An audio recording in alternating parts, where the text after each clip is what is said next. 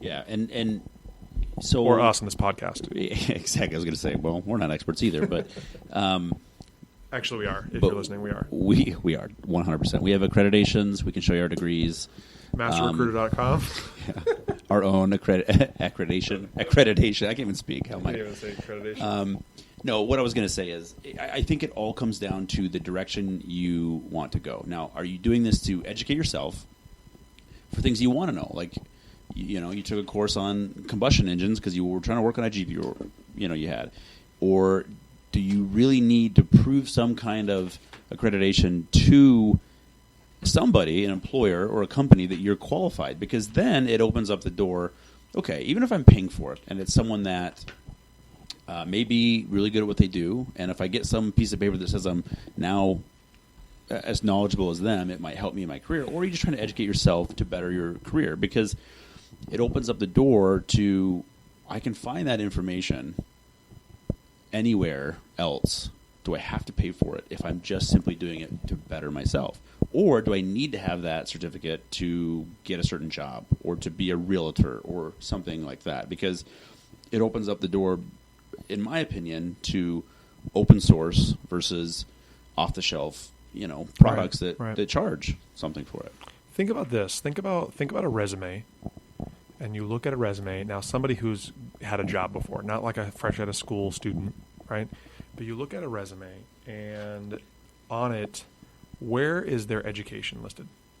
Usually, it's one of two places: at the very bottom, at the very end, or right at the top. How often is it at the top, though? Not very often. It's very rare. Right at the end. If it's at the top, you're usually cutting and pasting it. If you're the recruiter and you're putting it at the bottom, right? Correct. I mean, that's just. I don't care. I mean, you don't. You know what you care about? You care about the school. You about the skills, the overview, the summary. You think you want to talk about what are you working with? Yeah. Right. Tell me the specifics you're doing, because I don't care that you went to. When was the last time you had a customer who said, Ryan, this person needs to have a bachelor's degree in marketing or in computer science? It's funny. I've only had that happen one time on a call with a client who said that we're looking for a different breed of people. We want Carnegie Mellons. We want this. And guess where that person went to school? Carnegie Mellon? No, they went to NAU. And which is, I'm not, no knock on. That sounds like my developer. That sounds like my guy who was working on Rezio. Right. He went to Carnegie Mellon. Right. And he'd say, "Oh, I only like to hire people who have this this college degree, this like what did he call it? He called it like not an affluence or something like that." I'm just like, "Oh, prestige." And I like that. The bloodline. The pedigree of a Carnegie Mellon. Yeah. The pedigree. That's what he was funny because this was a CTO saying this. We want people from this school and this school. And I'm looking, tying it back to LinkedIn, I'm looking at this guy where he went to school, he went to NAU, and guess what? He's a CTO. How you're discrediting yourself by what you're saying here. Now, I mean, I get the idea behind it. Now, are people that come from Stanford in computer science educated? Very well educated, yes. Yes, but a lot of the people I know, some of the best developers, are as good as those people, and they don't have a degree because they were playing a video game and they wanted to change it, and so they learned the code. I look at that more so than I do where they came from, what school they went to. Yeah. What do they do in their spare time? One more quick story. I have a guy who is he's a React developer. Was interviewing with a Fortune 50 company, one of my clients, that the third and final interview with the VP that came down from Palo Alto asked him nothing about his resume, asked him nothing about his degree, asked him nothing about those things. He says, "What websites do you go to when you're not working? What tools do you use when you're messing around with stuff?" He dove into his really personal life. This is a VP of a huge company. What else did he say? Flew down from Palo Alto and was asked everything that had to do, and it almost rattled my candidate because he's like, "Why does he?" It was almost like he's being interrogated by the CIA. What are you doing at home with the tools that you use? What do you do for fun? Has it worked? Has it not worked? Do you use those tools at work, or do you choose different tools? He wanted to know specifically what websites he goes to. Where, if you don't know something, where do you go? What IT education sites do you look at? And it wasn't because he was grilling him or being inquisitive in a bad way. It's because that's how he knows what kind of developer this guy is. Guess what? They offer the job because This guy was just passionate about technology, Yeah. and his answers showed that. And it's funny because every time I interview someone, a developer, the first thing I ask them is, what do you do for fun when you're not working? Do you have a GitHub? Can I see it? Let me look at it. And you can tell more about a person by that stuff, and this is my opinion, than you can by what their degree says on their resume. Have you ever gone on a date and then asked the girl you were going on a date with if she's got a GitHub account? What's on your GitHub? I get it real creepy, and I said, what websites are you getting on when you're not here on a date with me? Let me look at your web browser. The thing that's really interesting about that, I love that. I love the fact that guy was asking those questions, because one thing that I feel like people lack today, like you can get educated up the freaking wazoo, right? And I'm not knocking education, because here's the deal, man. I still try to go sign up for classes. Like I am, what do they call it when people are addicted to education? Like that's me. Like I can't stop going and learning and listening to stuff. Like I have to always consume. What do they call people when they're pathological liars? Exactly, right? But I'm kidding. But I like to constantly go and I like to learn these things. But what I realize a lot of the time is that people don't lack knowledge in certain things. They lack the ability to critically think. Right? To be objective, but to think critically. And when those types of questions are really interesting, because now you're looking at where someone's getting their information from. Now, right? So if you ask that person that same kind of question, and where do you get your news? And you said only CNN. Whatever news station my school told me to look at. I mean, that's the thing. You nailed it right in the head. Are you smart because you were told this is what you're supposed to know by an institution or a parent or a university, and so you're smart because that's what they told you needed to know, or because you went out and sought it out yourself and you found the answer? And I think, to me, that's the biggest thing is, and I have weird analogies, and people will laugh, but I compare this type of education, whether it's through LinkedIn or paid universities, or I touched on it briefly, open source to off-the-shelf products.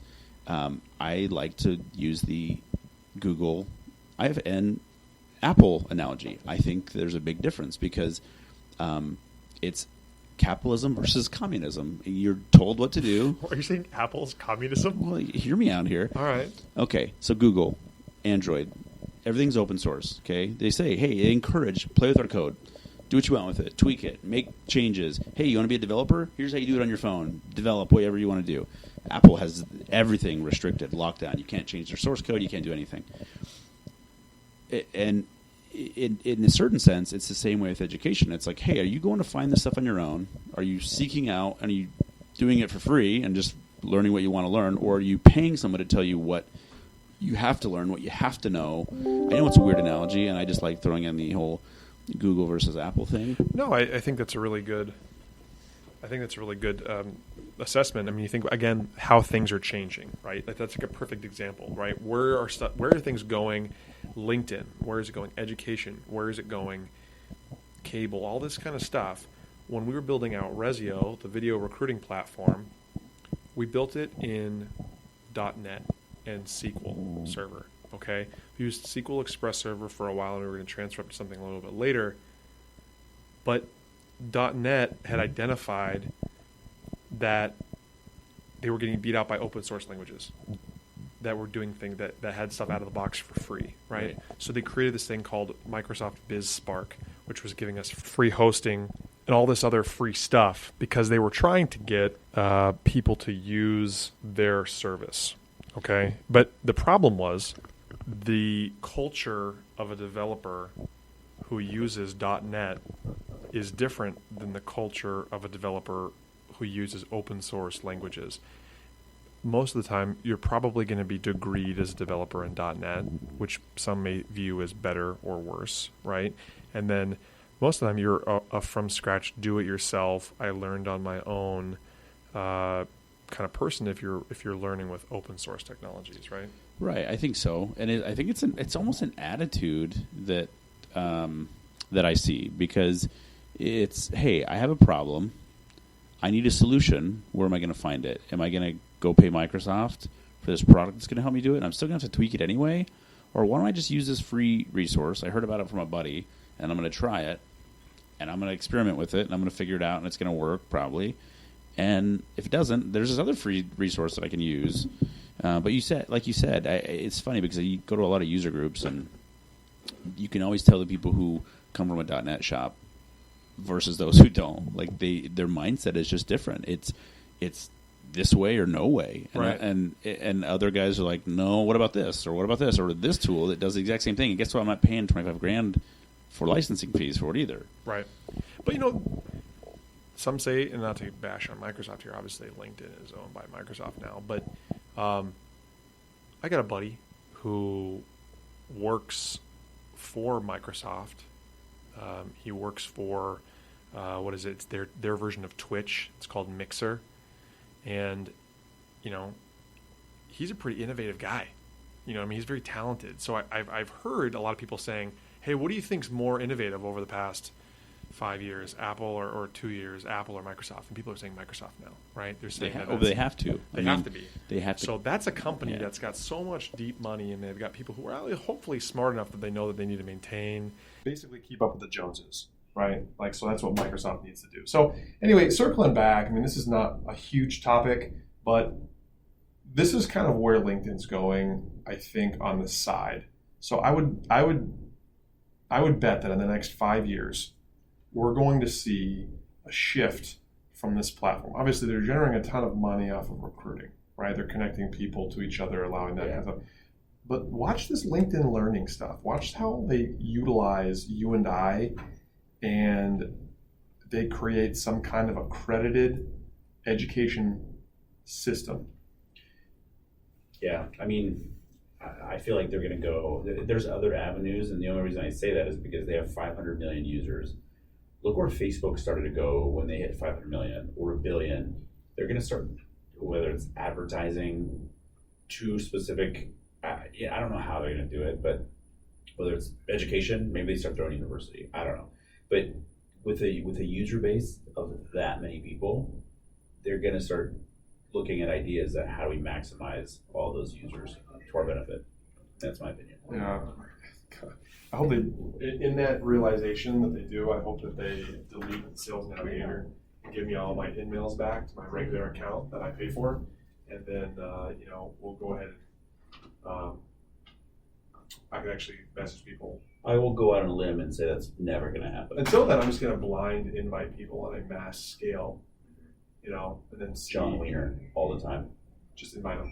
See, he's probably already on Max.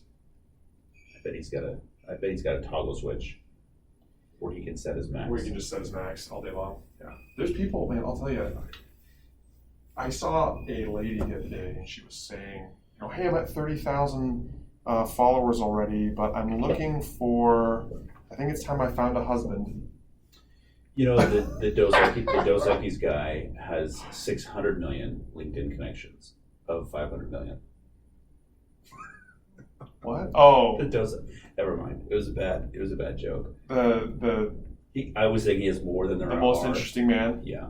The most interesting man has 600. But see, I see where you were going with that.